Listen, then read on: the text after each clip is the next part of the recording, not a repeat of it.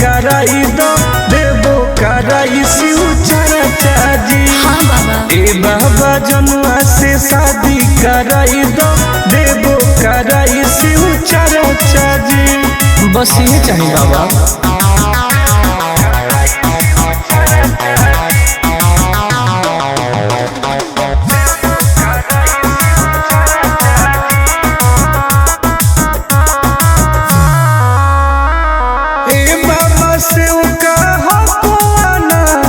माथे पौधा दे हो हमारा हाथ दया करी बाबा।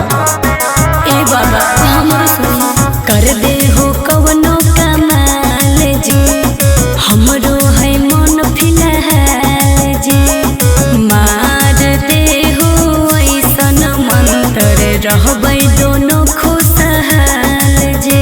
करो हियो दिल के बात आज चर्चा जी। ए बाबा जनुआ से शादी कराई दो देवो कराई शिव चर्चा जी। ए बाबा जनुआ से शादी कराई दो देवो कराई शिव चर्चा जी।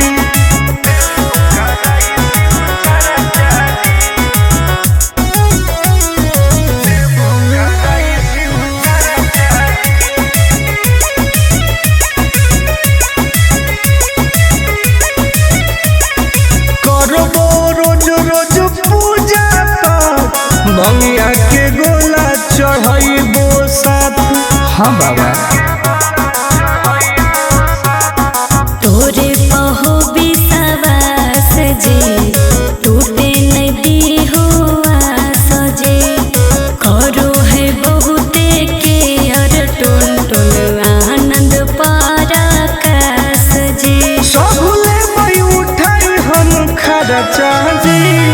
ए बाबा जनुआ से शादी कराई दो देवो कराई शिव चर्चा जी। ए बाबा जनुआ